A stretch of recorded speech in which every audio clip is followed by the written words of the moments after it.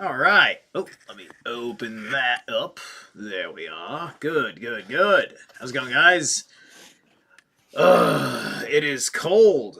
It is effing cold. It does not get warmer in here. That's why I had to have a wardrobe edition last night towards the end of the stream. It is, let's see, outside. Outside, it is 13 degrees right now, and allegedly feels like -2.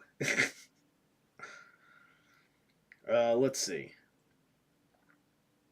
Yeah, and it's going to hit single digits. It's going to hit single digits overnight. Yeah, yeah. And if we're lucky, it'll peak around the mid 20s tomorrow afternoon. We are in the burr season, but it looks like the temp's going to be going up in the American Northeast after tomorrow. So, this is, I suppose, the end of the bomb cyclone. I even saw some stuff hitting the low 40s later this week. Anyway, this is not a weather channel. How's it going? It's just, I have to explain my nonsense here. What's up, Holmes? Homie? All right. So I hope you guys have enjoyed my digging into the Epstein files and then my interview with Corey and Alicia of the Phoenix Enigma last night. If you have not seen that, it's a goddamn, it's a bombshell. We found a couple of things while digging around, including including the Prime Minister of Norway. Your current Prime Minister of Norway went to the island for a week in 2014, allegedly. So yeah, let's stick him real hard until he fucking tells us why Epstein claims that he is going there. Is there another one that Epstein would care about? But anyway, the picture in his office apparently shows the Talmud, right? And he's and his Talmud collection's like this. So he's got like probably the full Talmud. This here is one particular thing. So anyway, let's take that and do that. And we're going to go for maybe 3 hours, but maybe only 2.5. I don't know. It depends. I'm not 100% sure yet. Hold on. Hold on.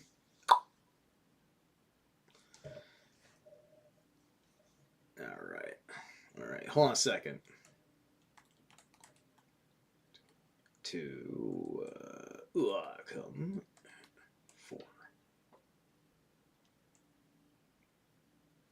Anyway, okay. So then we shall go to Tract Sabbath. Dun, dun, dun. You know, okay, so it sounds so much like Black Sabbath. It makes me laugh. Anyway, let's see. I hope my audio levels. I put up my gain for the show, and everybody said everything was good. So like my levels are nearly the same. Chapter 11. Excuse me. Mishnah. One who throws a thing from private into public or from public into private ground is culpable. From private into private ground by way of public ground, Ar Akiba holds him to be culpable, but the sages declare him free. How so? If two balconies face each other across a street, one who transfers or throws something from one into the other is free. If the two balconies, however, are in the same building, he who transfers a thing from one into the other is culpable, but he who throws is free, because the work of the Levites in the tabernacle was as follows. From two wagons facing each other in public ground, boards were transferred, but not thrown from one into the other. Gemara, let us see. Throwing is but the offspring of transferring. Throwing is but the offspring of transferring. This is the way that they get. Where is transfer itself mentioned in the scriptures, said Ar Yohaman. It is written in Exodus 36:6. And Moses gave the command, and they caused it to be proclaimed throughout the camp, etc. Where was Moses sitting? In the quarters of the Levites. The quarters of the Levites was public ground because all the people were received there by Moses. And Moses said unto Israel, Ye shall not transfer anything from your quarters, which was private ground, into these quarters. Yeah, it's public, but that's also very particular to what your Moses is fucking doing. It's not like any other public place. It's specifically a public place to have access to your leader. Like the king's court being open for business or something. So we have found then transfer from within, but where do we find transfer from without? It is a logical conclusion that transfer from within is the same as transfer from without. Still, he calls transfer from within the principal act and transfer from without, but the offspring. Now, if transferring from within and transferring from without involve the same degree of culpability, why does he call the one a principal and the other all offspring? For the following reason, if one commits two principal acts of labor or two offspring of two different acts of labor, he becomes bound to bring two sin offerings. But if he commits one principal act and one offspring of the same act of labor, he becomes bound to bring only one sin offering. So what he's I think what he's technically saying is that if he's throwing it from place to place, he is transferring it by merit of throwing it. And therefore, it's all like, it's two things that are one thing, so therefore it's only one sin offering. That's their logic. You know, and they all think that God cares about this. Because their rabbis say their government cares about this. It's like there's a God thing going on here that goes unspoken because of the scriptural reasons for doing what they do. But then here, it doesn't go into godly conversation. It's just the fucking law, meaning that it's teaching you nothing about yourself, nothing about personal development, nothing about proper knowledge and wisdom. It's nothing. It's just instructions for, you know, for behavior. That's all it is instructions of behavior, which doesn't do anything for your growth. It only gives you something to think about, which is to think about why these are sin offerings, and that's it. And if you're even bothering to think about it, because it's so absurd, why would you waste your time thinking about it? Somebody would have to hook you with that. They probably don't. Anyway. Whence do we know that if one throw a thing 4 ells in public ground, he is culpable? All that is said about 4 ells in public ground is traditional. Ar Yehuda said in the name of Samuel, the wood gatherer's sin, mentioned in Numbers 15:32-35, consisted in carrying 4 ells in public ground. We learned in a Boretha, however, that he pulled out sticks growing in the ground. Ar Aha B. Ar Yekub said, he gathered the sticks and bound them into bundles. What difference is there in the acts? Why this dissension? The difference is, as we were taught in the name of Rab, who says, I found a mysterious paper in the possession of my uncle Arhaya, upon which was written, Asi ben Yehuda said, the principal acts of labor are 40 less 1. One of them does not involve culpability. Ar Yehuda holds that carrying in public ground is not this one act, and the Boretha holds that pulling out of the ground is not that one, and Ar Ahabi Ar Yaakov holds that binding into bundles is not the act which involves culpability. Each one of these three was certain that if a man committed any of the acts mentioned by each, he was undoubtedly culpable. The rabbis taught the measure of the wood gatherer was zelofshad, or zelofshad, and so it is written in Numbers 15:32, and while the children of Israel were in the wilderness, they found a man, etc. And further, on Ibid 27:31, it is written, our father died in the wilderness, etc., etc., but in his own sin he died, etc. An analogy of the word wilderness, as by our father, is meant zelofshad. So also the name of the wood gatherer was Zelofshad. So said Akiba, said to him, Arehuda bi Bathaira Akiba.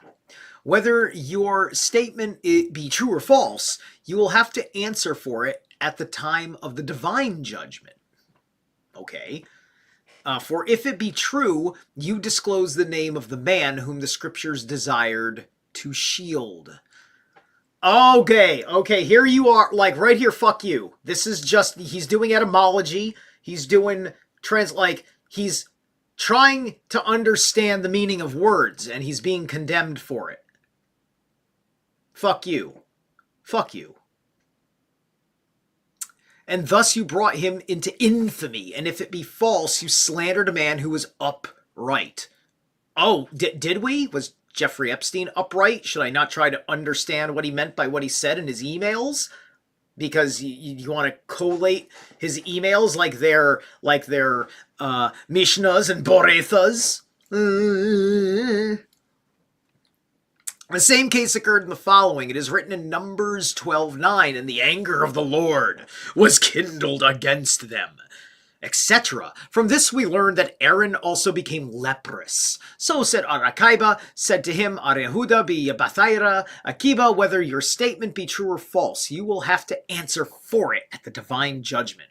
For if it be true, you disclose the thing the scriptures desired to conceal, and thus you brought infamy upon Aaron. And if it be false, you slandered a man who was upright. But the scriptures say, this is getting kind of into curse magic, right? This is about curse magic, is what they're not telling you, right?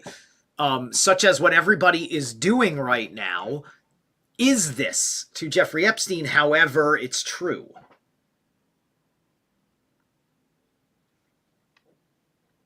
And the anger of the Lord was kindled against them.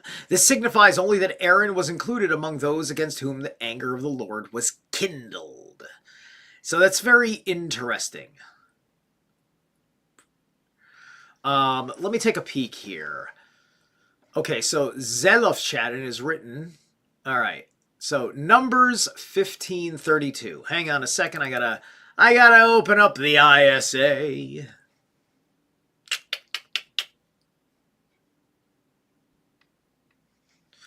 All right.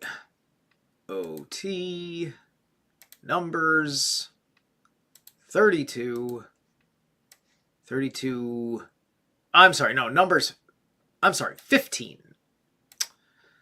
Numbers 15. 32. All right, so here's the sticks situation. Those finding him gathering the sticks, they brought to dear Moses and Aaron and to the whole congregation. They left him not seen expounded should be done to him, to the whole congregation. Sticks on the Sabbath, right? He shall not be cut off. He shall be depraved. Sojourners taunting Yahweh. If one's soul sins through inadvertence, then he will bring it near your cheek out of sin offering. All right, okay. In case you err and do not observe all these instructions, all is instructed, then it will become as through congregation. Anything is done through inadvertence, that the whole congregation will be offer one bull calf of the herd as an ascent offering. An ascent off. They have something called an ascent offering. Hang on a sec. All right, let's. Okay, I think I want to do that. Then I want to. Hold on a sec, because I gotta put it back in interlinear. There we go. Boom, boom. Okay. Yay. Boom. All right. In fact, I can blow that up a pinch because we don't need the side tab. Okay, there we are. Oops. So I went back to 24, and let's read a pinch. Then it will come to be, if away from the eyes of the congregation anything is done through inadvertence, that the whole congregation will offer one bull calf of the herd as an ascent offering for a fragrant odor to Yahweh, with its approach present and its libation as is the custom, and one hairy goat as a sin offering. So you gotta, so get this. So if you, let's just say you're part of this thing. You're part of the congregation. Anything is done through inadvertently. Ugh. The whole congregation has to offer up, so you have to lose a cow. You have to lose a cow and a hairy goat. A hairy goat, not just any goat. A goat has to be fucking hairy. Because apparently what you did was so awful that the only thing that makes Yahweh happy is that he needs to smell the ascent offering. The fuck? The fuck is that? And what is a scent offering? Because we talk about sin offerings all day, and they didn't even mention a scent offering in there. Granted, this is 8 verses before the verse in question. Give me a second here, because this is a long verse. Whoops. Can I find... Ooh. Ah, darn. Is that the whole thing on here? Okay, smell for the ascent. The ascent offering is called the, is that the I-ol or the L-ol? The ol-ah or the olah. The ascent offering sounds like Allah or maula, but it looks like the M, if you're looking at this here, is silent. Feminine active participle. Okay, well, they did say it was it had to be, no, it says the son, one herd son of the young bull. Hold on. Congregation, one bull calf. Yeah, son of a young, bull calf. Right. Congregation, all restful fragrance for smell of to the ascent offering to Yahweh, and present offering to him, and libation of him as the custom, and one hairy goat, one to sin offering. All right, so ascent offering is ola, and sin offering is shithith or something. The shithith and the ola. The priest will make proprietary shelter over the whole congregation of the sons of Israel, and it will be pardoned them for what was inadvertence. They will bring their approach present a fire offering to Yahweh, and their sin offering before Yahweh over their inadvertence. Right? So, like, this is collectivism, right? This is communism. Right, like everybody gets money. Like you're in class, and one person is fucking acting up and all that bullshit, and then the whole class is fucking punished. You know, because the teacher's trying to figure it out, and they're just like, until somebody tells me who did it. Right, it's that situation.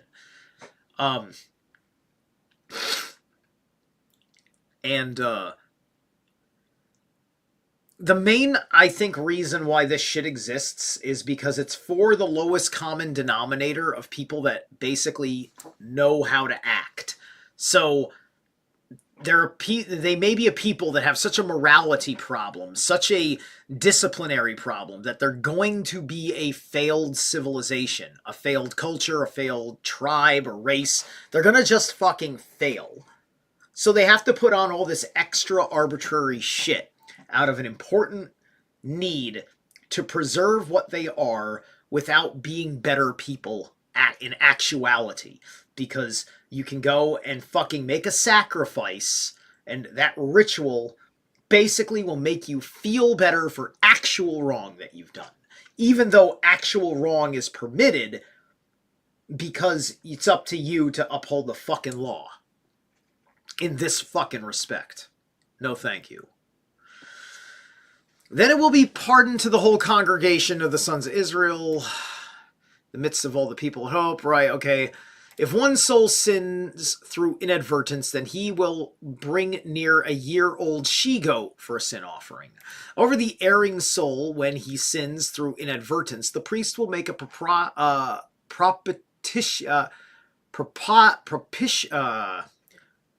what the fuck am I having trouble? Propitiatory shelter before Yahweh, to make a propitiatory shelter over him, and it will be pardoned him.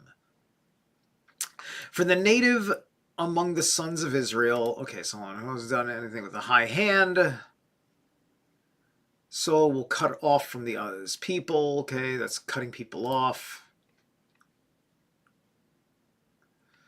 Since the word of Yahweh he despised, and his instructions he annulled, the soul shall be cut off. Ye cut off, his depravity is on him. Right, so this is like an exile situation. While the sons of Israel were in the wilderness, they found a man gathering sticks. All right, so wilderness is the question, right? Now, the Hebrew word here that they're using for wilderness in the concordant literal version is the midbower, or bore, the midbore, in the sense of driving, okay, a pasture, i.e. open field, with cattle are driven, by implication a desert, also speech, including its organs. Also speech.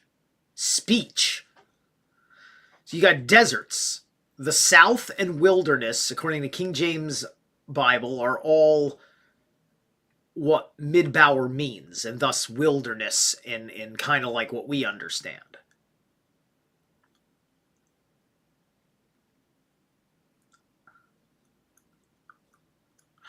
So that's interesting. Now, it's not just wilderness. In the wilderness is like one word or one term. The midbar. So I don't see this. That's the Shabbath. That's the all right. I don't know. I'm not seeing what the fuck are they talking about with this guy though. If I bring this back up, Zerilath Shad is the name of the guy, or the name, right? Depies a soul, or is that supposed to be in reference to something else? Because I'm not seeing anything as I'm reading these Hebrew bits, if you can see my cursor here, that say Zerilath Shad, or anything that sounds like Zerilath Shad in here. So let's not worry about this any further, but you kind of see the inconsistent issue that I'm looking at here. All right. And of course, I can't reference the Ibid. The Ibid is probably what we're talking about. I mean, it might be. I mean, if I spend time looking for these things, maybe I can. But I don't think that I don't think they have them on the internet. Like, is there a search engine for Jews on the internet that are just like an Ibid 2731? I don't know. I haven't looked yet. I've been a very busy man, as you know. So anyway, Aaron came leprous. Akiba desired to conceal, thus you brought right. Okay, I think we're down here. We have learned about Wraith, according to opinion of Akiba, Aaron also became leprous, as it is written, and Aaron turned down Miriam, and behold, she was leprous. Which implies that at the moment when he turned towards Miriam, he was cursed of his leprosy and perceived it in Miriam. That's interesting. So he perceived. So he didn't notice before that Miriam was leprous. So he got leprosy from Miriam. And there's some interesting ideas about leprosy, because we don't really see leprosy anymore because we've changed certain kinds of behaviors that we don't do anymore that we medically prove can cause these conditions that they call leprosy in the Bible. Said Resh Lakish, He who suspects an innocent man is punished in the flesh, as it is written. Well, he who suspects an innocent man just suspects them. I mean, how do you know I mean, listen, you're innocent until proven guilty and all that, obviously. But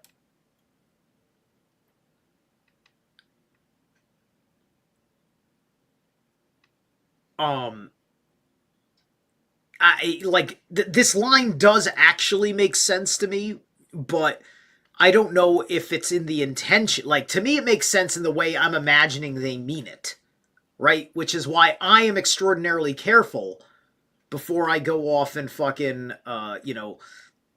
talk some shit about some fucking people, right?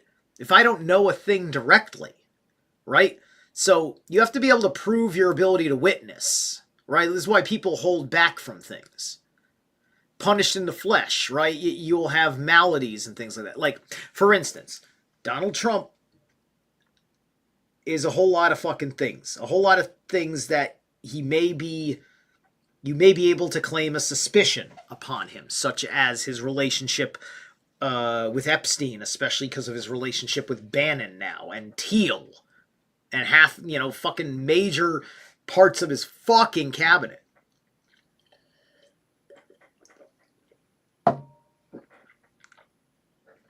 I want Thiel to fucking resign more than ever now. Nobody's being honest with you about these things. The Democrats want to see what's in the Epstein files, and what they've already released is of no concern to them that Peter Thiel is in the Epstein files. It's of no concern to them that Steve Bannon was in the Epstein files, as far as, hey, look, we can build up things we can do about things.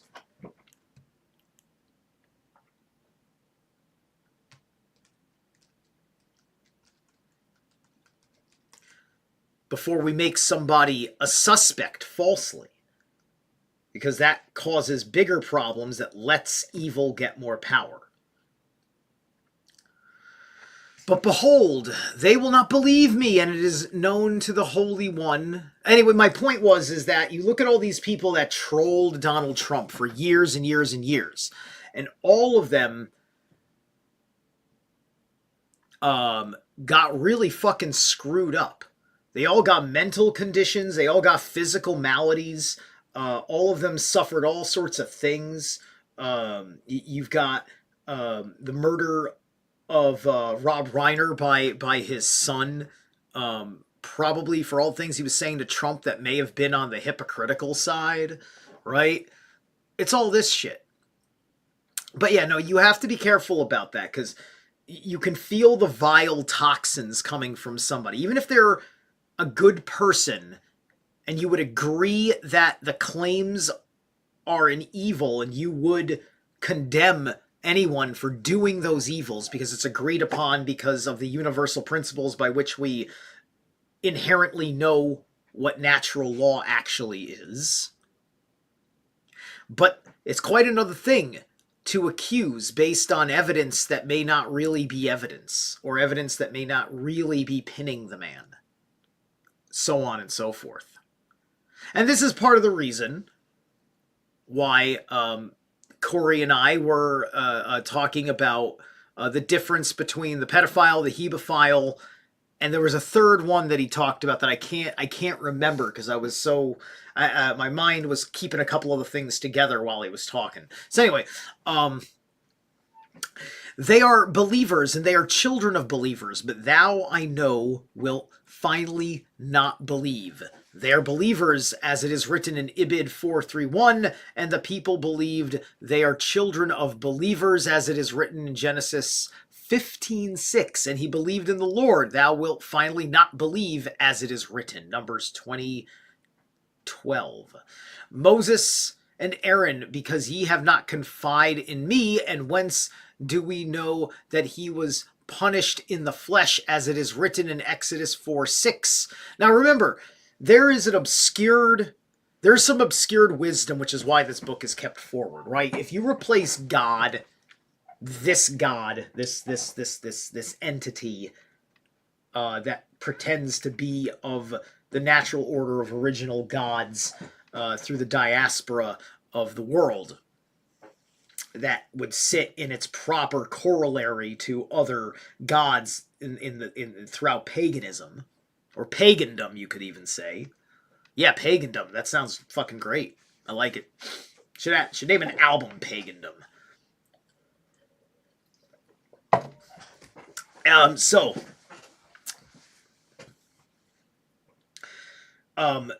There are more. There's a natural approach. This is trying to establish government law based on sage advice hidden in the paltered lies of the Old Testament. So the Lord said furthermore unto him, do put thy hand into my bosom. And he put his hand into his bosom, and when he took it out, behold, his hand was leprous, white as snow. So that's interesting. So because of your sins, you, like, I guess like what they're saying is that God doesn't have leprosy, but if you touch God and when you did not believe in him, what part of you that touches him gets the leprosy? Which, if you can reframe the idea of God from all of this government bullshit here, because I could at least easily say this is government bullshit. Process, procedure, litigation, yada, yada, yada, yada, yada. We are talking about an undertone of legitimate things, which is why, like, everybody thinks so highly, because the legitimate things are kind of like, your internal mind kind of like thinks that you're agreeing to the same thing. So anyway, we're going to take a break right here, and then we will be back. All right, let's, I can close this out. And where is the songs? There we go. Today's song, today's album is a band called Sidious, the Malefic Necropolis. We had started with Shears of Atropos, and now we're going to play Rot-Born Terror.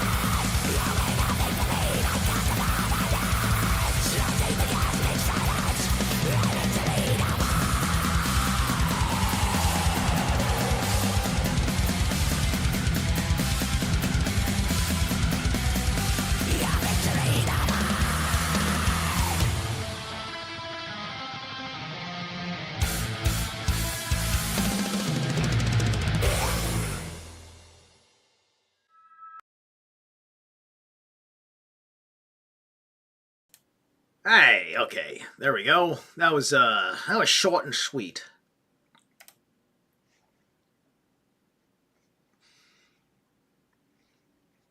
And welcome back. Rabba said, according to others, Archeos be Hanaina, reward for merit. Destined for a man comes to him more quickly and in greater degree than retribution for wickedness. For in the case of Moses, we see it written in Exodus 4:6. And he put his hand into his bosom, and when he took it out, behold, his hand was leprous, white as snow. But the reward was, as it is written, Ibid 7. And when he pulled it out of his bosom, behold, it was turned again as his other flesh. The reason that the verse repeats, pulled it out of his bosom, is to show that the hand had become cured while in the bosom, and thus the reward was given more quickly and effectively. It is written in Exodus 7:12, Aaron's staff swallowed up their staves. Said Ad Elazar. This was a miracle within a miracle, for Aaron's staff did not swallow up the staves of the Egyptian magicians, which had become serpents while it was itself a serpent, but after it was become a staff again. Okay, so that's interesting, right? So we talk about this. What I think is up with that is that they probably had some sort of magic or some sort of technique, and that they didn't have staves. What they had were snakes that they had done something to make them stiff. And they would be able to use the snake as a walking stick. And then upon some sort of command, some sort of touch of the creature or something, the snake turns back into, like, it turns back to life. It animates itself and slithers around and does what snakes do. And commanded by man in the way that man can command snakes, right? Which there's the this gets into the be wise as serpents. This gets into the allegories of your posture. Is your posture stiff or limp, right? Because this all could be allegory for talking about a person's posture. Because a person's posture is, you are here, you have your professional poise. But then when you are in conflict and it requires dynamic movement, like a warrior, now all of a sudden you're busting out your yoga skills. Your snake is now coiling, right? Because you're doing ducks and dodges and dartings and dashings, so on and so forth. Perhaps there was a sort of a dance, like it was maybe it was a dance off, and swallowing up the staff, swallowing up the snakes was after they were done with the dance off. Aaron had figured out when he had gotten them good, right? They had been properly served, and so then he stands rigid again because he's claimed the authority. The fight is over, and they're still being snakes. And now he can do that whole fucking thing to them, right? So, this is what happens. This can be, in a respect, how you see, if you look at the whole issue with Charlie Kirk, for instance, right? Charlie Kirk, back when they were allowing him to believe in what he was doing and what things really were, as the made man that he was, he could jump back into that kind of stoicism, right? Like, he could, he can have his witty retort with you, right? And be fluid. But then also, when you're making a clown of yourself, you can beat them just by having superior posture in that respect, right? You know, it is said that Plato could win an argument with a flex.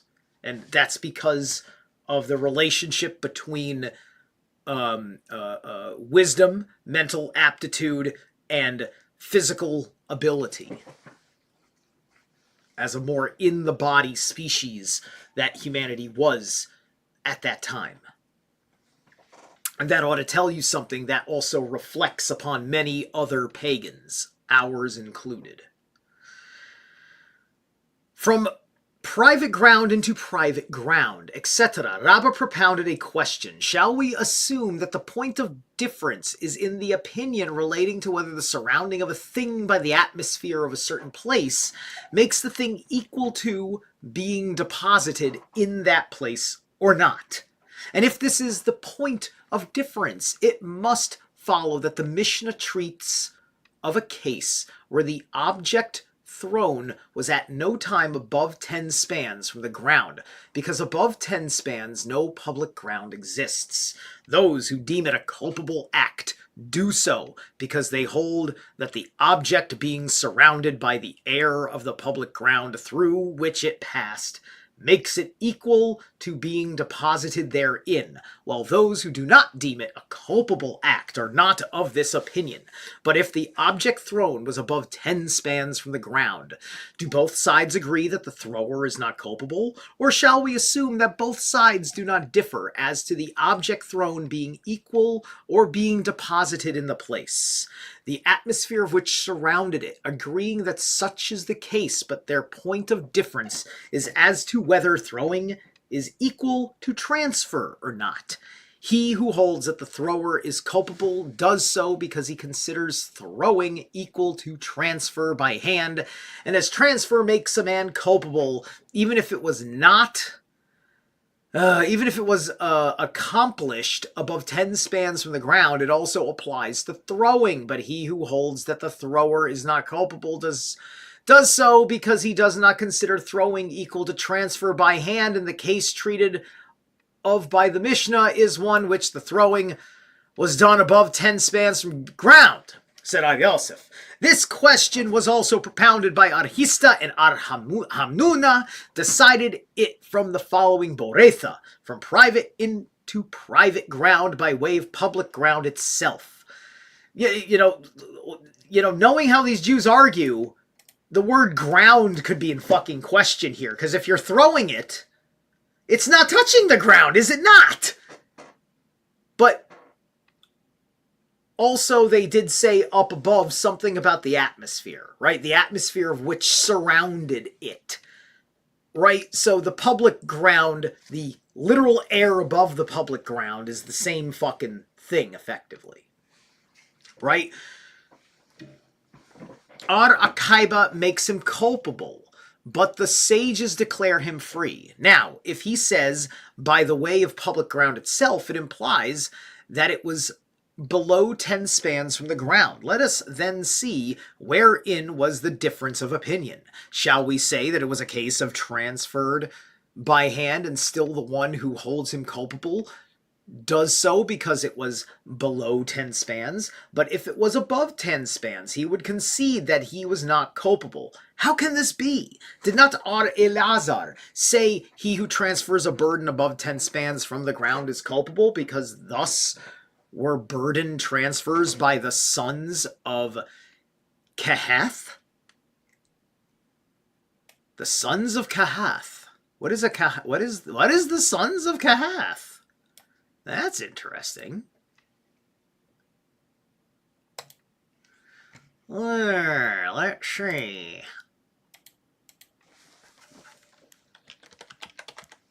What is Kehath? According to the Torah, Kehath or Kohath was the second of the sons of Levi and the patriarchal founder of the Kehathites, one of the four main divisions of the Levites in biblical times. In some apocryphal texts, such as the Testament of Levi and the Book of Jubilees, Levi's wife, Kehath's mother, is Milcah, a daughter of, hold on a second. a daughter of Aram. Okay. The meaning, though it may derive from the Aramaic word meaning to obey. So some people think it means that Kahath is a name of obedience, which would obviously mean obedience to God. On high and grounded all the congregation. The book of Exodus, Kahath was 4 sons. Both the numbers. Document upon the Torah was compiled in the 5th century. All right. Family trees. Kahath would have children of Ishar, Amram, Hebron, and Uzziel. Uzziel sounds very close to the name of an angel. All right.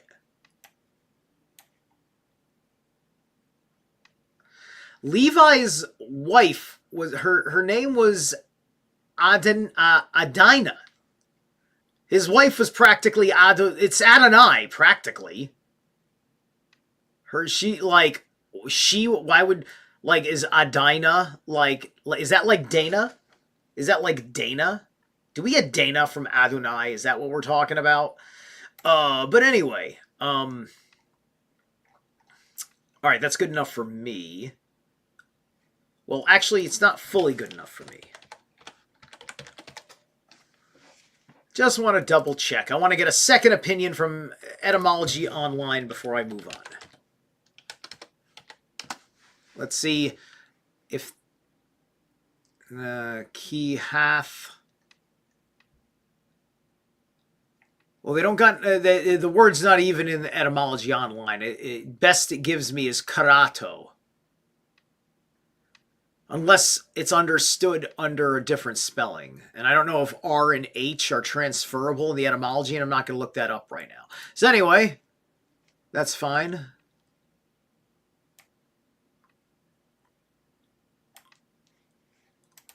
Therefore, we must assume that the Boretha treats of a case of throwing and not of transfer by hand. And hence one holds that an object surrounded by the atmosphere of a certain place below 10 spans from the ground is equal to an object deposited in that place, while the other holds that such is not the case.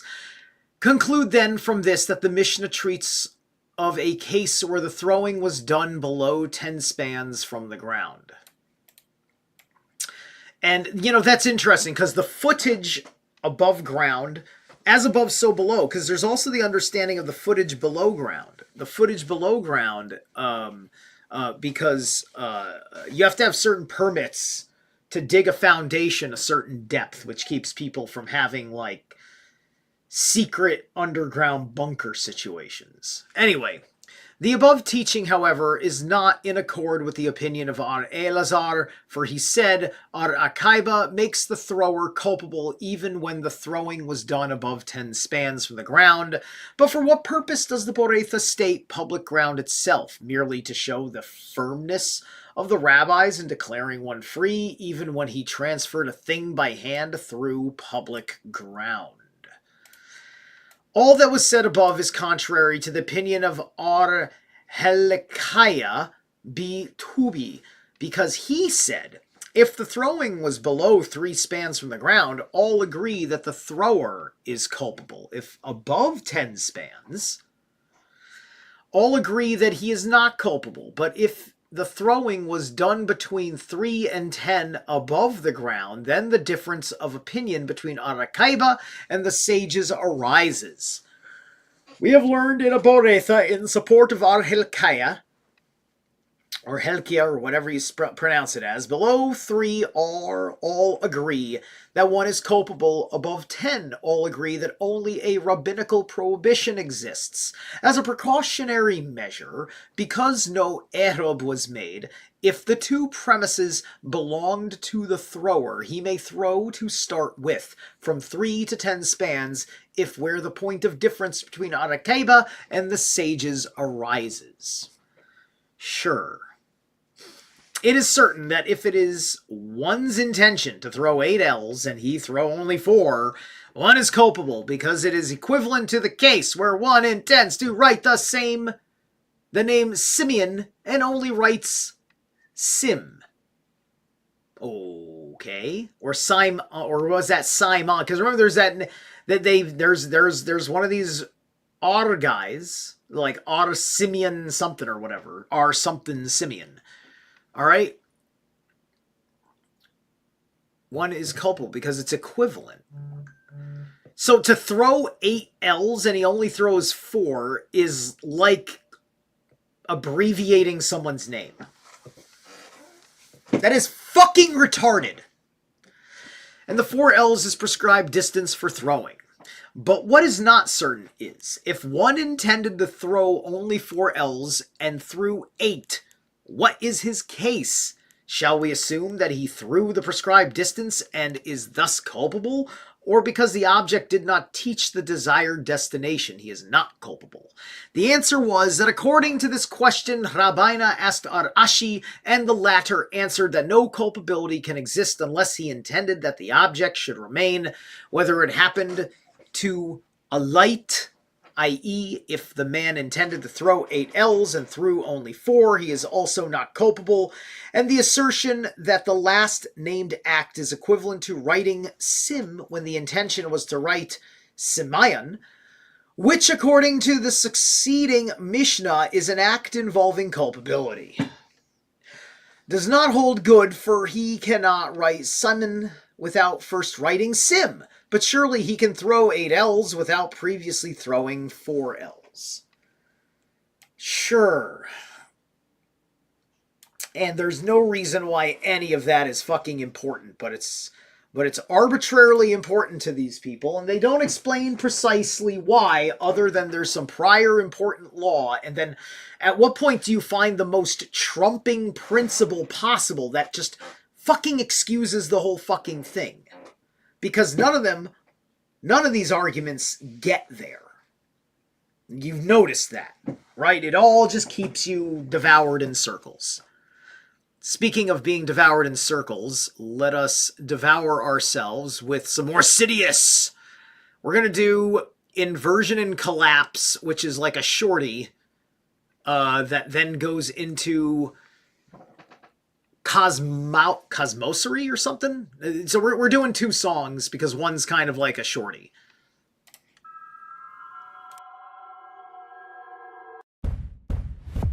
This is the boot that started. Hang on, folks. This thing wants to sell you some bullshit. There we go.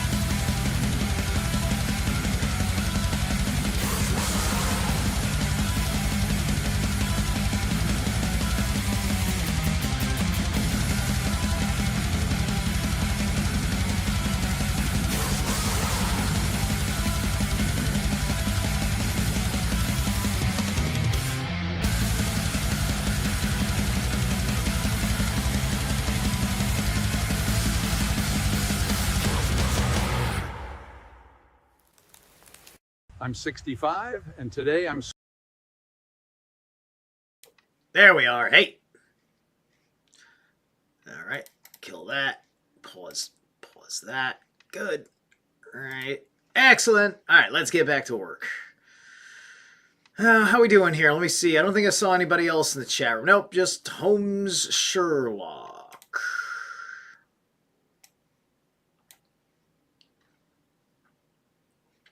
Let's see. Well, good, and the culpability arises merely from throwing 4 L's. Wait. All right.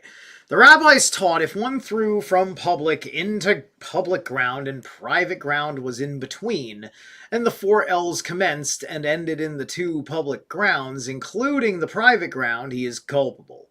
But if he threw less than 4 L's, how much need for throwing from place to place do these guys fucking need? Like, where did this originally come from, or did somebody just preconceive a problem of somebody could throw something, man? Is this a somebody was afraid of throwing? Because why is throwing stuff like this such a big fucking problem all over the effing place, right? I just wouldn't want to have anything to do with anybody doing any of this. Right? Just like, oh, you're off into your set. You go have fun. Anyway. Public ground, including the private ground, he is culpable. But if he threw less than 4 L's, he is not culpable. What news does this convey to us? It is to inform us that the different premises are counted together and that the culpability arises not from the fact that the atmosphere of the private ground, having surrounded the object thrown, makes that object equal to having been deposited in the private ground, because that ordinance does not hold good, and the culpability arises merely from throwing 4 L's in public ground. Ar Samuel B. Yahuda, quoting Ar Abba, who quoted Arhuna, in the name of Rab, said... Oh boy, the stretching in their game of telephone. If one transferred an object for 4 L's in a roofed public ground, he is not culpable. Why so? Because this public ground is not equal to the public ground under the standards in the desert traversed by the Israelites. Well then shit, man. If that's the fucking good argument, then there's very little fucking times where this even fucking matters. This is not so. We know that the wagons which carried the boards of the tabernacle were roofed. And Rab said in the name of Arhaya that the ground beneath the wagon, between them or alongside of them, was all public. Rab means to state that the wagons were not actually covered, but that the boards were placed crossways on them in layers, and between every layer there was uncovered space, and that space was, in the opinion of Rab, public ground. That's very interesting, because we're talking about the boards of the tabernacle in a wagon. That's wait, that's where they keep the commandments, or where they keep the ark? What? I gotta remember precisely what's what here. Hold on a second. What's in the tabernacle of Moses?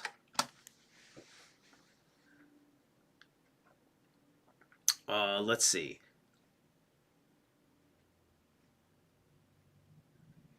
Okay, no, it actually... Okay, so the tabernacle actually holds the ark and the commandments. 10 of the fucking 15 or something. Or because, like, you go look back at the fucking story, in actuality, they don't fucking go over the fact that just like Joseph fucking Smith, Moses had to go back up the fucking mountain and bring back another tablet because other prior tablet was destroyed. You see? It's all fucking funny in reality. If it wasn't applied to such horrible fucking excuses of human behavior. But either way, it's very interesting that this fucking tabernacle, which itself should be theoretically sacred, is considered public ground in all these gaps around it that are just part of its inherent, like, design as a wagon carrying it. The rabbis taught the boards used at the tabernacle were 1 ell thick and sloped gradually until they attained the thickness of 1 finger at one end, as it is written in Exodus 26:24, and they shall be closely joined together on top by beams of 1 ring. And in another passage, Joshua 3:16, it is written, failed were cut off. So said Yehuda, hence it is evident that on top of the boards were only 1 finger thick. Nehemiah says they were also 1 ell thick on top, as it is written in Ibid, joined together, and the together means that they were to be the same on top and on the bottom, but it says joined. The tamim here signifies that they must be whole, unbroken. Okay. Failed to cut off. Joshua 3:16, I'm a little interested because that is such... Like, what the fuck is the context going on there? 3:16's towards the end of that chapter, too. Rose a water spout. Oh, that's interesting. Okay, hang on. Came into the Jordan. All right. So I'm going to go back to verse 14 to bring it together. And it came to be when the people decamped from the tent sites to cross over the Jordan with the priests carrying the coffer of the covenant before the people, that the carriers of the coffer came unto the Jordan, and the feet of the priests, the carriers of the coffer, were dipped into the fringe of the waters, the Jordan being full over all its banks all the days of harvest. So they were making this crossing when the river was flooded. So, like, harvest, wet season, I guess this is wet season or the end of wet season if it's harvest time. I don't know exactly how the season would operate then off the top of my head. Then the waters descending from above, this is the passage in question, stood still. They rose as 1 water spout very far off at Adam the city at the side of Zerilath, while those descending upon the sea of Arabah, the salt sea, came to an end and were cut off, so the people crossed over in front of Jericho. So that's right. And so failed were cut off.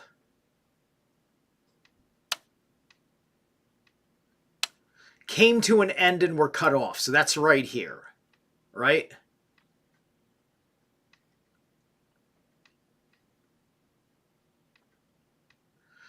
So yeah, so this is referring to the march on the walls of Jericho, which you just made the list. But anyway, the priests carriers of the coffers of the covenant of Yahweh stood firm in the drained area in the middle of the Jordan, and all Israel were crossing over the drained area until the entire nation had finished crossing over the Jordan. Stood firm in the drained area in the middle of the Jordan, and all Israel were crossing over. Okay, so, okay, gotcha. So there was a flooding, but then there was the sending into the sea of Araba. There was waters. So this water spout that happened during this river flooding in what I assume is the wet season caused there to be land in the middle of the river, or the middle of the Jordan. And then so the priests, the carriers, the coffers, covenant stood firm. Right. So there's a little bit of a parting of a sea technology. So like, I think you're looking at probably the same thing. Whatever tech that Akhenaten Moses did to get through the Red Sea is being used again here to cross the Jordan, right?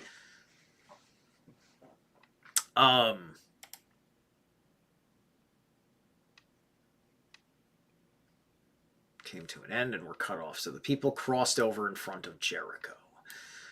Right, so they were cut off. Let me just... Zetztrin is how you say Zerathin. Okay, that's cool. And what is that? And they were cut off. Okay, so they came to an end is Tamu, and then Nukerthu is they were cut off.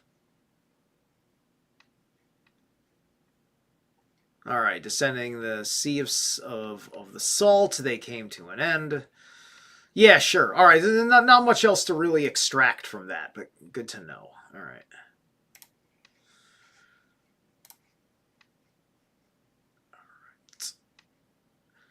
As it is topped. Did I read all that? Joined together means they were, all right, failed to cut off. So said Yahuda, hence it is evident that on top of the boards were not only 1 finger thick on a but they were also 1 L thick on top, as it is written. Written, joined together, and together means they were to be the same on top and the bottom. There's joined, or tamen. The tamen here signifies that they must be whole, unbroken. All right. The school of Ar Ishmael taught, to what can the tabernacle be compared? To a woman going to market, whose dress hangs down and drags on the ground, i.e. the curtains were hanging down and dragging on the ground? The rabbis taught the boards of the tabernacle came to a point, and the threshold contained sockets on which the boards were fitted. The hooks and fillet of the curtains appeared like stars in the sky. Oh, that's interesting. Threshold contains sockets on which the boards were fitted. That's interesting. Like stars in the sky. Oh. Where do I think I've seen that before? Because we're dealing with wagons. Right. I mean, did it look like that? Did it look like that? Is that what it's supposed to look like? Can you see that? There we go. You know, the chariot card. Did it look like the chariot card with the stars over the draperings of it? Is that what's being alluded to in the chariot card? Because certainly the chariot card would make a whole lot of sense to me with the manner in which the biblical Hebrews of these stories allege that their tabernacle, was this power that preceded them as the glory of God as such.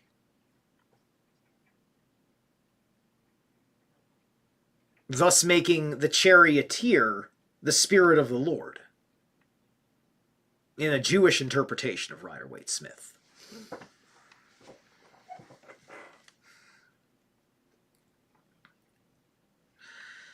Okay, to what can the tabernacle be compared? To a woman going to market whose dress hangs down and drags on the ground, i.e. the curtains were hanging down and dragging on the ground.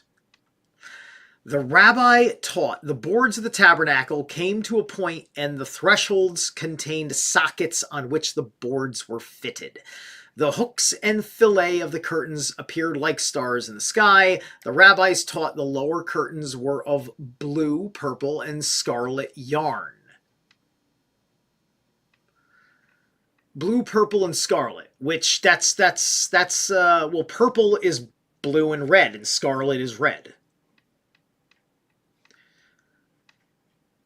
And of twisted linen thread, and the upper curtains were of goat's hair, and more skill was necessary to make the curtains of goat hair than the first named materials, for concerning the lower curtain it is written, and all the women that were wise-hearted spun with their hands, and they brought that which they had spun of the blue and of the purple and of the scarlet yarn and of the linen thread. But concerning the upper curtains it is written in Ibid 26, and all the women whose hearts stirred them up in wisdom spun the goat's hair. And we have learned in the name of Nehemiah the goat's hair was woven right from the goat's back without being shorn. Gotcha. Okay, so they would have a goat, a hairy-ass fucking goat, and they would fucking pull at their hair and work it straight off the fucking animal and turn it into these curtains for the tabernacle. And this was the women's idea, right? Which is kind of expressing a certain... There are certain manners in which a woman does not have to explain herself to a man, is what that's telling me. Even in this. And then then the men will trust that this... Because what did they say? All the women that were wise-hearted. So they had a certain class of women they identified as wise-hearted. And they made those determinations, not the rabbis. Pretty interesting, makes a lot of sense.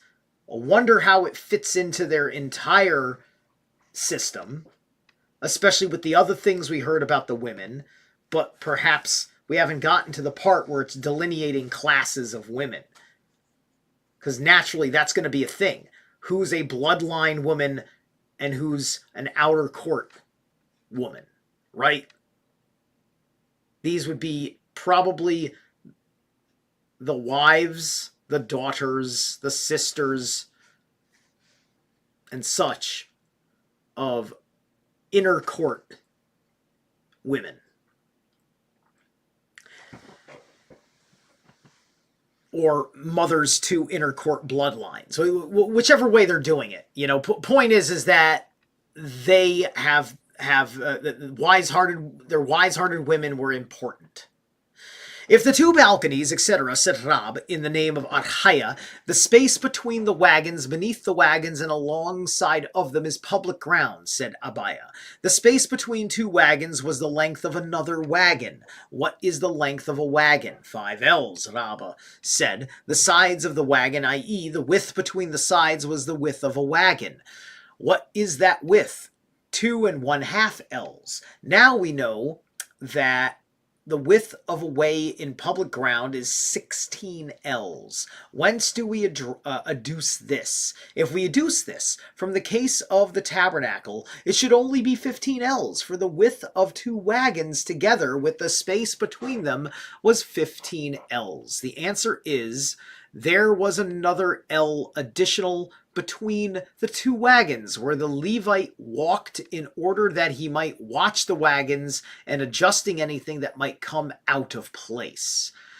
So it's the space that I guess you would be culpable, but then they added an extra ell of walking space so you wouldn't be culpable too. So that way you could go in between the wagons. Well, that makes sense. Mishnah, one who takes anything from or places anything upon a sand heap dug out of a pit or a stone that is 10 spans high and 4 spans wide is culpable. If the sand heap of the stone is below that height, he is free. Gemara. Why does the Mishnah say a sand heap dug out of a pit or a stone? Why not the pit or the stone itself? Then we would know both the height and the depth, which must not be used for the placing of a thing. This was said in support of the statement of Yohanan v. The sand heap dug out of a pit is counted in with the depth of the pit as the height to complete the 10 spans. We have also learned thus in a Boretha, one must not draw water from a pit in public ground, which is 10 spans deep and 4 spans wide, unless he has made a railing around the pit that is 10 spans high. He must also not drink from the pit, unless he put his head and larger portion of his body into it. The pit and the sand heap dug out of the pit are counted in with it to complete the 10 spans. Hey man, under dangerous, if you needed a manager to make the rules for dangerous places, like me in construction, little details like this, as a guy who had to go through all the fucking OSHA studies, the 10-hour OSHA course, to initiate myself here. I could see a use for thinking in this manner. I'm not saying thinking in this manner is bad. It's just that its application to the arbitrary behavioral conditioning process on a weekly basis for people devoted to what it's just, oh my God. Especially when people want to take this very seriously with sin offering. Oh my God, I need my chickens, my goats, and my cows. I got to kill something. I did a wrong thing with all the L's. I miscalculated my Ellings. Ar Mordecai asked of Rabbah, what is the law regarding one who threw a thing? Hold on, whoops. Oh, that's pretty long.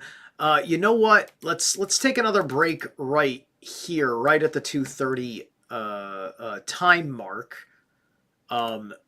Because I'm not going to go a full 3 hours today. I want to get off a little bit earlier than that, and so I kind of want to time things good. So let's move on with Sidious. Sidious, we're gonna go with Grave. This is Grave.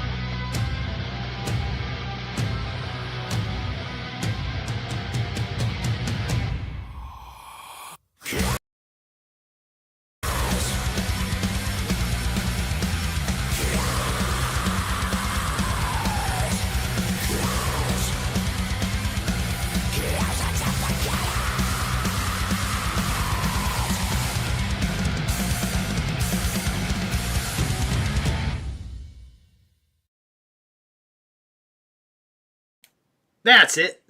Sorry about that. Couple of preemies there. Grave was also like a shorty, I realized, which like a minute or something. So then I went into Crows Atop the Gallows. Yeah. All right, let's have that. How we doing over here? Ah, Pasta! What's going on, Pasta? Pasta, man, you better have fucking caught my my Corey episode last night. My show of Phoenix Enigma is fucking fire, and you should fucking you would like if you can go check out the backlog of his shit on Rumble. Rumble, and he might have done some Odyssey. I'm not sure. He jumped around a few things. Rumble had been largely the way to go for him. Hardcore censorship, not just for what he was going to be saying about things like Cappy and Epstein and stuff, but, you know, just also in general, the level in which he's operating, right? You know, like if you hear him talk, he's talking about how, like, he was in correspondence with the FBI. So one way or the other, people like Kashyap Patel have seen Corey's files on Isaac Cappy. So we'll see if anything ever comes of that in this weird world of you can't trust them. But even though you can't trust them, you still, like, this happened. They released this shit. There's a fair amount, like, look, there's more stuff that needs to get unredacted in what these dumps are in time, sure.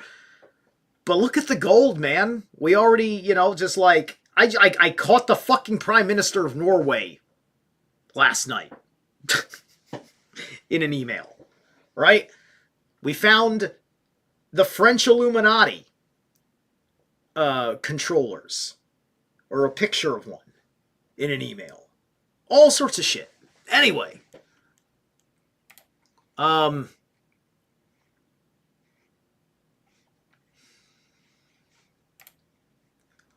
Mordecai asked of Rabbah, what is the law regarding one who threw a thing on a post 10 spans high and 4 spans wide, standing in public ground? Shall we assume that he is culpable because he removed the thing unlawfully and also deposited it unlawfully, i.e. from public ground to private?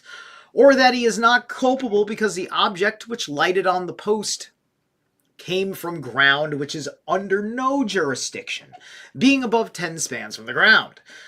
If the man had the intention to throw the object on top of the post, he must have thrown it high up into the air, and before lighting on the post, it passed through the space above 10 spans from the ground, and that space is regarded as ground under no jurisdiction, therefore he is not culpable.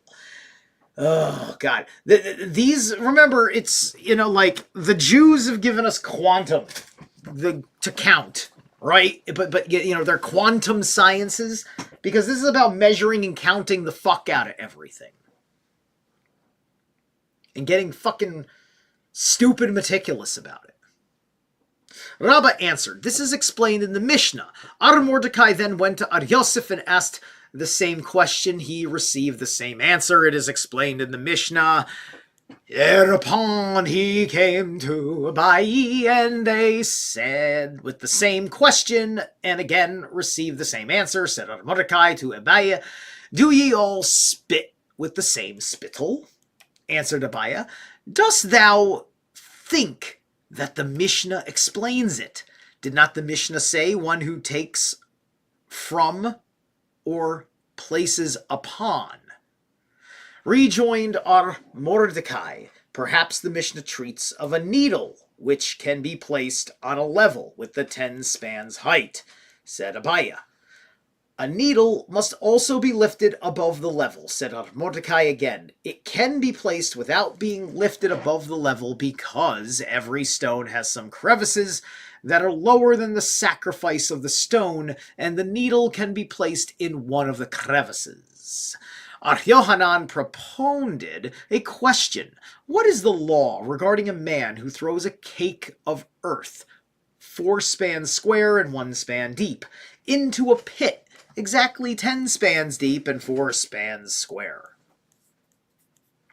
Shall we say that he is culpable because he threw the cake of earth into the pit, which was still 10 spans deep and therefore private ground, or that he is not culpable because as soon as the cake reached the bottom of the pit, it lessened the pit's height to 9 spans and thus made the pit unclaimed ground? Let Yohanan decide this question himself by what he said in the following Mishnah. If one throw a thing from a distance of 4 ells against the wall, and it strikes the wall at a height of over 10 spans from the ground, he is free. But if below 10 spans from the ground, he is culpable, because one who throws a thing to the ground at a distance of 4 ells is culpable. We have investigated the case. How can he be culpable if the object thrown did not adhere to the wall? And Yohanan answered, the case was one of a soft date, which did adhere to the wall. Now, if the conclusion is that the cake of earth lessened the depth of the pit, the date which adhered to the wall also lessened the distance of 4 ells from where the date was thrown, and he says that the man is culpable. The answer was, in the case of the date, the thrower did not intend that the date should adhere to the wall permanently, while in the case of the pit, the cake of earth remained in the pit permanently as intended by the thrower. Right. These arguments ought to have, like, preconceptions where it's just like, okay, remember in the prior Mishnah by What's-His-Face about the issue of intention? Follow that issue of intention and then move on, right? But instead they have to go through this re-examination of the question and re-answering it instead, right? Which adds to a certain amount of word salad. Abai said, if a man throw a mat into a pit 10 spans deep and 8 spans wide in public ground, he is culpable. If he, however, placed the mat into the pit so that the pit was divided into 2 equal parts, he is not culpable. The latter decree informs us of 2 facts. Firstly, that although the mat was placed in the pit while the pit was still of sufficient size to constitute it private ground and was only diminished at the time that the mat was placed into it, the man is not culpable, and secondly, that the mat takes up sufficient space to make the 2 pits caused by division less than 4 spans wide each. Now, if according to Abaya, it is certain that the mat is sufficient to nullify the enclosures necessary for the designation of private ground, so much the more is this the case with the cake of earth previously mentioned. But according to Ar-Yohanan, to whom it is even questionable whether the cake of earth can produce that effect, surely a mat cannot. Abaya said again, if a mat throw an object into a pit 10 spans deep and 4 spans wide, filled with water and standing in public ground, he is culpable. But if the pit was filled with fruit, he is not culpable because the water does not annul the enclosures necessary for the designation of private ground.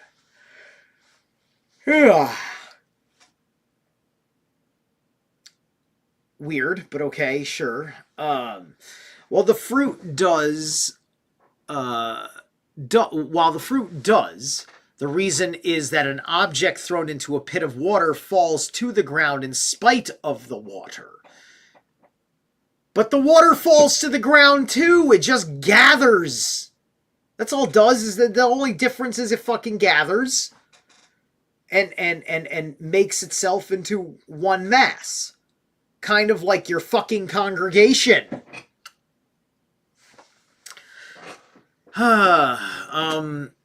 Via stone or iron. While in a pit filled with fruit, it rests on top. We also learned the same in a Boretha in the name of our Simon. See, they used his name, right? Simeon or Simon or whatever. What does not annul the enclosure necessary for the designation of private ground? Mishnah. If one throw a thing of soft date from a distance of 4 ells against the wall, and it strikes the wall at a height of over 10 spans from the ground, he is free. But if it strikes the wall below 10 spans from the ground, he is culpable, because one who throws a thing to the ground at a distance of 4 ells is culpable. Gemara said, Ar Yehuda, quoting Rab in the name of Archaya. If one throw a thing at a distance of 4 ells against the wall, and the thing rested in a hole in the wall above 10 spans from the ground, the law in his case is decidedly differently by Armeyer and the sages. Via Armeyer holds that any object like a hole capable of being enlarged must be looked upon as having been already enlarged, and therefore the man is culpable. The sages, however, hold that such is not a case. Everything must be regarded in its actual condition. Ar Yehuda said in the name of Rab, if a man throw a thing upon a sand heap 4 ells wide, and sloping up to a height of 10 spans, he is culpable, provided the thing rested on the highest point of the heap, because the heap is regarded as being 10 spans high in its entire length. The same we have learned in a Boretha in the name of Arhanina ben Gamaliel. Mishnah. If one threw an object within 4 ells in public ground, and the object rolled to a greater distance, he is free. If he threw a thing outside of 4 ells, and it rolled back within 4 ells, he is culpable. Why should a man be culpable in the latter clause of the Mishnah? The object thrown did not rest outside of 4 ells. If it rolled back within the prescribed limit. If I don't change the way I speak throughout this, it's going to drive my entire speech system nuts reading this kind of stuff. Because you notice how fucking repetitive half the words are because of how it has to format its entire context.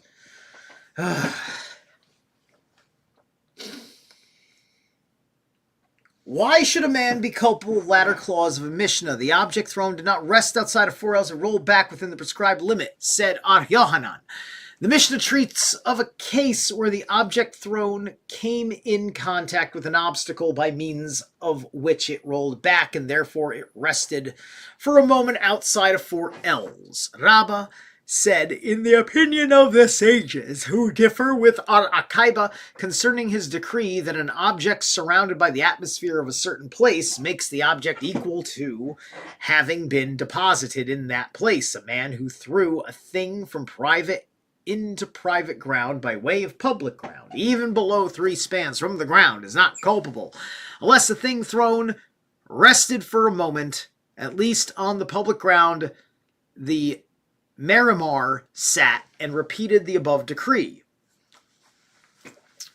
Wait, I said the Merimar. He doesn't have a the. He's not.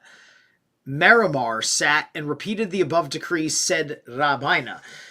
Does not our Mishnah say the same through the declaration of Ar Yohanan, who decrees that the Mishnah holds a man culpable only if the object thrown by the man rests at its destination for a moment? Answered Merimar, thou speakest of a rolling thing which is carried along by the wind, and it is not known when it will stand still. Such a thing cannot be regarded as resting, although it is below 3 spans from the ground, but in our case it is different. The thing was thrown and not rolled by the wind. So we might assume that when it reached a distance of less than 3 spans from the ground, it must be considered as resting on the ground. He informs us that such is not the case. Oy. Mishnah.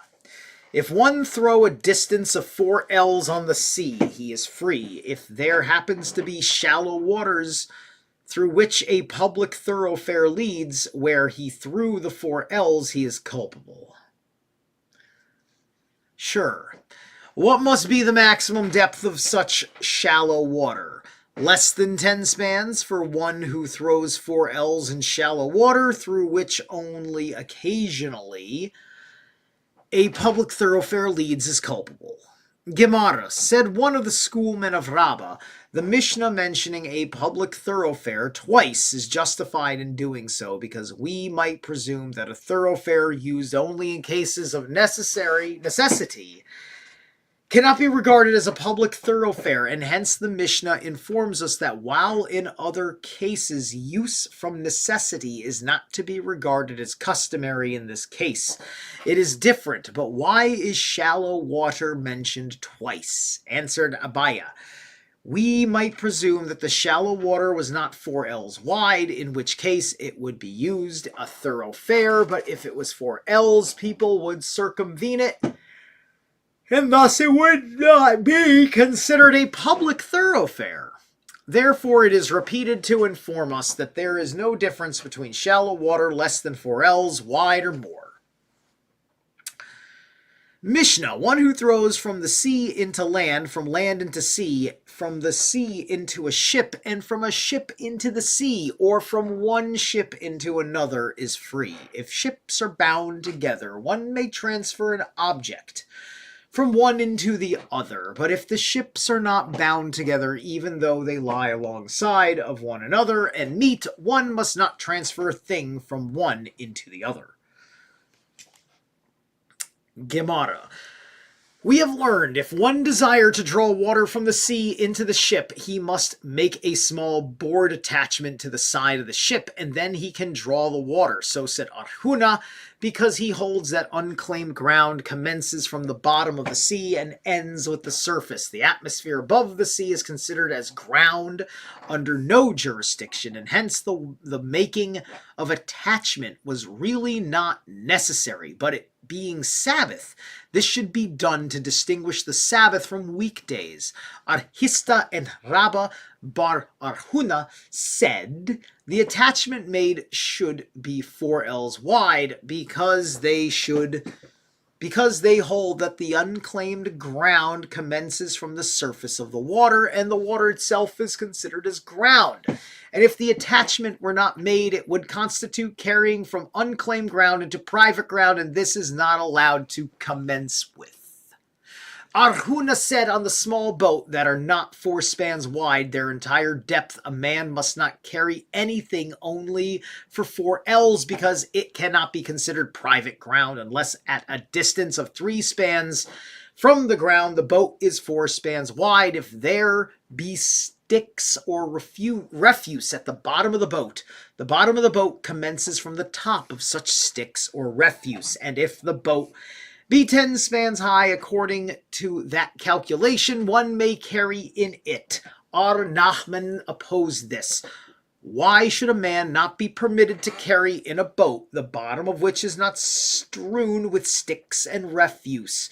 Have we not learned in a Boretha that Archios B. Yahuda said, if one placed in public ground a stick 10 spans high, on top of which was a trough, which was 4 spans wide, a person throwing anything on top of the trough is culpable because, while the trough was not 10 spans high itself, the height of the stick upon which it rests is considered as included in its own. Why should this not also refer to the case of the boat, and the place where it is 4 spans wide be considered as if it reached down to the bottom?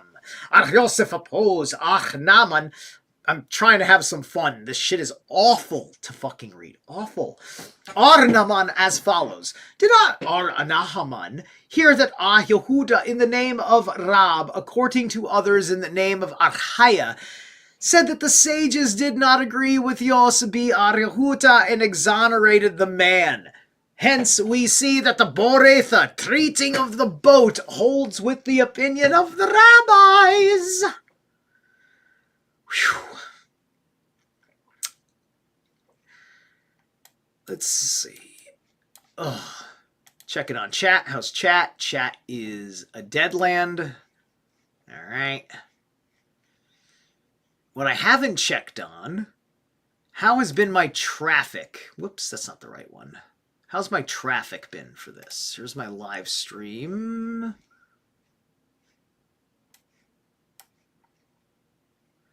I've had 11 views throughout this stream. Okay. Can't blame people. The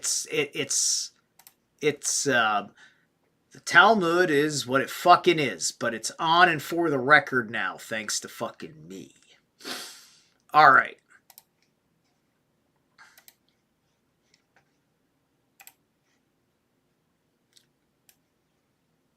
One sec. There we go.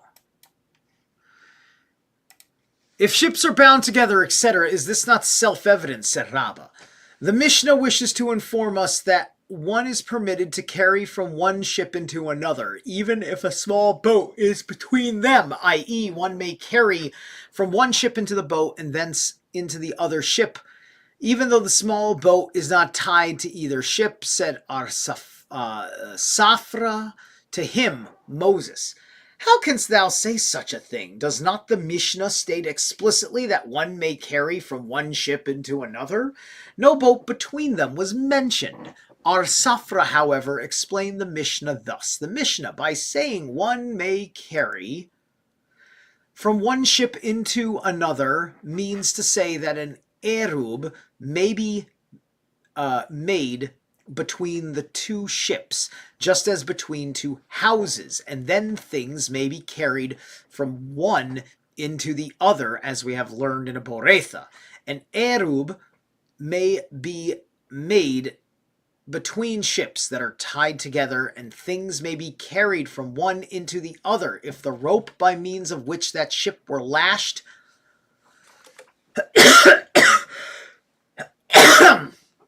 to each other became torn. Carrying to and from one ship to the other is not allowed. But if the ships were lashed together again, either intentionally or unintentionally, through compulsion or through an error, the original permission again holds good. The same is the case with the mats of which tents were made, whereby the ground enclosed by the mats became private, and if many such tents were made, carrying from one tent into another is permitted, provided an erub is made. If the mats were rolled up, however, such carrying is not permitted. Were the mats rolled down again intentionally or unintentionally, through compulsion or through error, the original permission again holds good. It was reported in the name of Samuel, if the ships were tied together with a mere thread, permission to carry from one into the other holds good. Okay. I think I'm going to call it here. Or wait, no. You know what I'm going to do? Because here's the footnotes, and then we get to chapter 12. I can't fucking just cut it off right there. We got just a page. All right, we're going to take a break now, and then we're going to read for a short run after that until we get to the end over here. Let you guys see the footnotes on screen at that point, and then we'll call it a day for this chapter. All right, so let's get back to Sidious. This is Vortex of the Boundless something or another. Vortex of the Boundless. It looks like it's going to say unknown. But anyways, Vortex of the Boundless unsomething.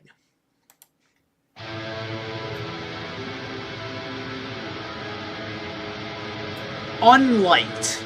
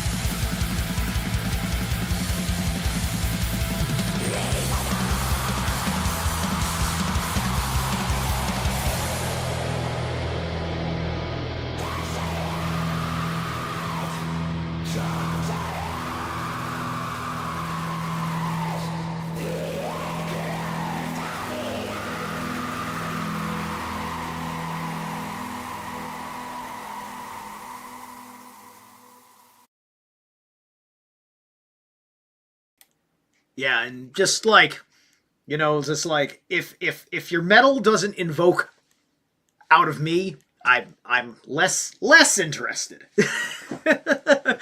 Anyway, hush you. All right.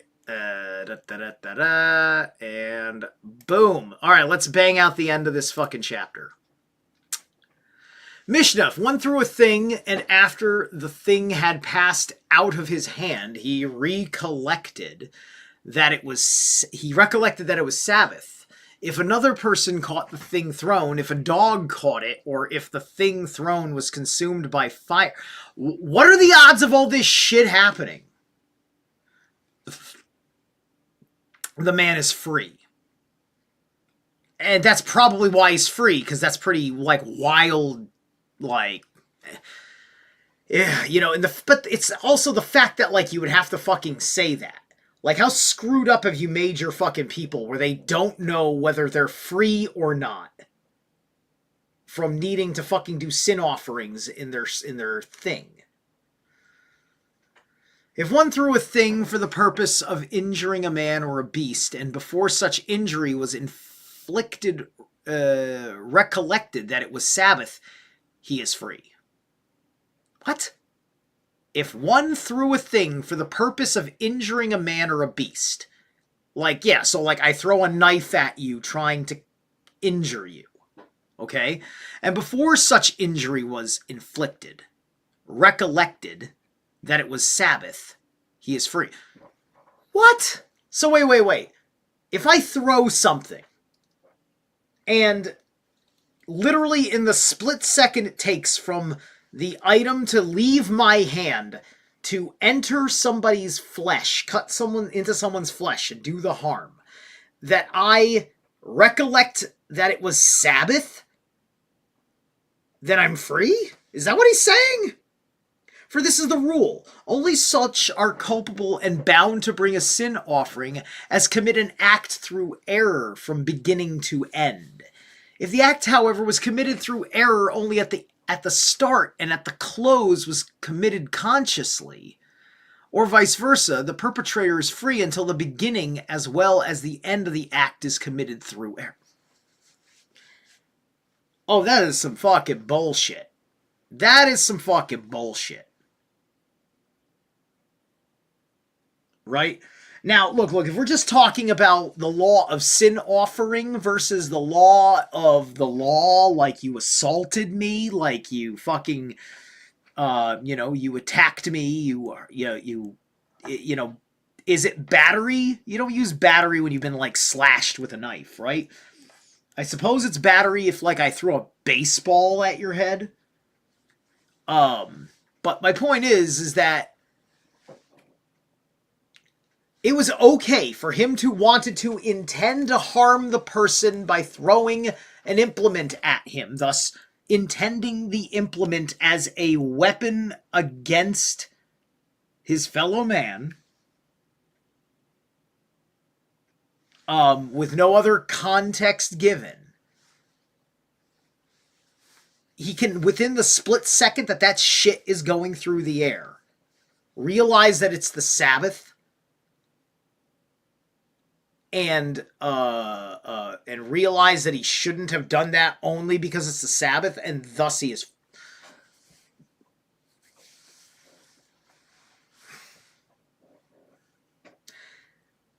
If they don't mean it to sound that bad, they are making it sound that bad. I'd imagine there's going to be... Let's see. I suppose it fucking saves itself from how awful that sounds in the next section. Let's... For this is the rule. Only such a culpable bound sin offering as... Oh, wait, no, I already read all of that. I just went back up to read all that. However, was committed through...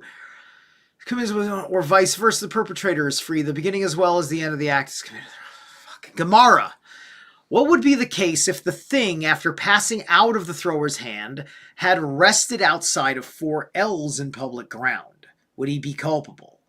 Are we talking about after he threw it as a weapon?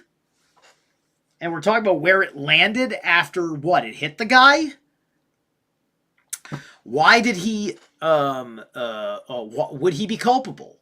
Why? Did he not recollect that it was Sabbath before the thing rested? And our Mishnah distinctly states that one cannot be culpable unless an act were committed through error from beginning to end, said Rabbah. Like, this kind of shit is just an excuse for a trial to exist. So that way they could grill a guy and ask him if he knew it was Sabbath or not, and then fucking delegate the more precise charges. Very arbitrary. Right? This is why I said last night while talking with Corey, like, yeah, the hebephilia versus the pedophilia, but don't get me wrong, both of them need to be thrown in the wood chipper. But you want to fucking get shit straight or not? Right? Which is why we don't have to have a conversation like this about hebephilia versus pedophilia. That's all fucking obvious. We're just using these terms because the pattern is showing that some people wanted babies, some people wanted little kids, some people wanted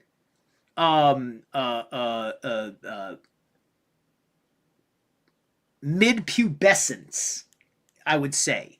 Babies, children, and teenagers, effectively, are 3 categories of minor.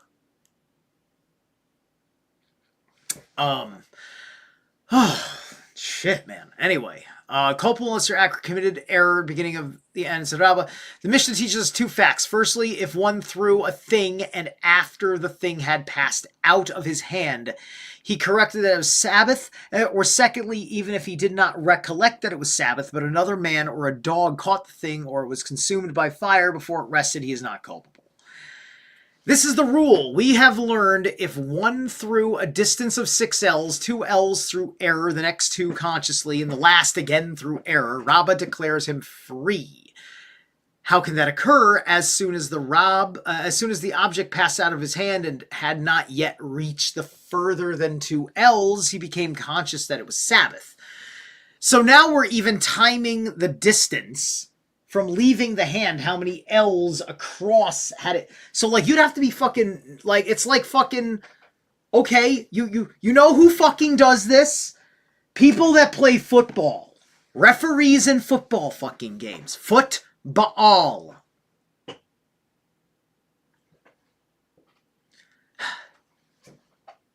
Jordan Maxwell was right. As being of any consequence, but considers the 2 unfinished acts as one prolonged act done intentionally and making the perpetrator culpable. For what reason? Because in the case treated of in the cited Mishnah, nothing was done during the period of consciousness of the Sabbath intervening between the 2 unfinished acts to neutralize the erroneous character of the 2 unfinished acts, and thus they became one finished act and made the perpetrator culpable. In this case, however, Rabbah assumes that during the time intervening between the passing of the first 2 ells and the last 2 ells, the man carried the thing and did so fully conscious of the Sabbath and thus neutralized the erroneous character surrounding the throwing of the first 2 and last 2 ells. Rabbah, however, declared him culpable even according to the rabbis who hold contrary to the opinion of Har Gamaliel in the cited Mishnah and consider the consciousness of Sabbath during the period intervening between the 2 unfinished acts as neutralization of the unintentional character of the unfinished acts, thus making the perpetrator not culpable in this case. However, the man is culpable. Why so? Because in the case side, notice how long we've gone talking about this without citing the Bible or any of these other texts like Ibid. Because in the case cited in the same Mishnah, the entire act could have been committed, but not for after the man became conscious of it being Sabbath, he stopped. Hence, the unfinished act was not counted. Later, he again forget that it was Sabbath, but again recollected. Before the entire act was committed, so the second unfinished act was not counted, and the man is free. In this case, however, the thing having been thrown could not be stopped when the man became conscious of it being Sabbath before it reached its destination.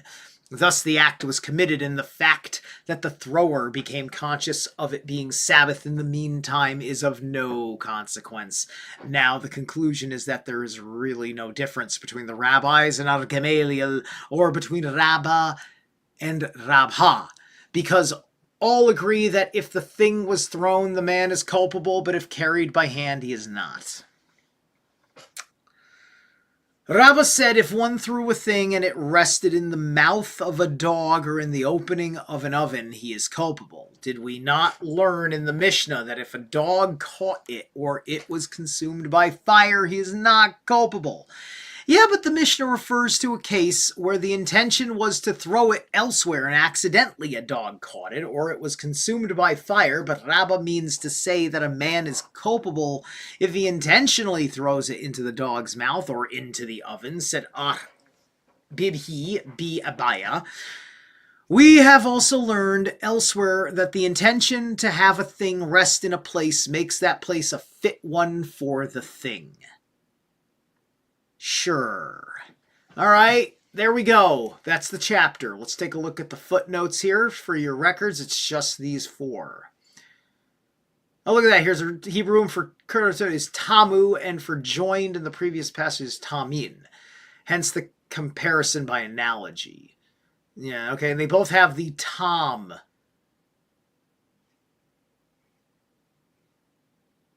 Right, which must be referring to its connective association.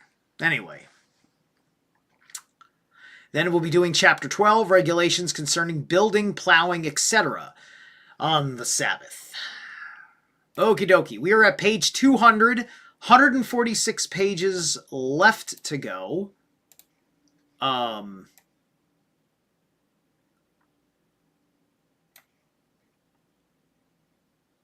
Just about. Theoretically, one could say 145.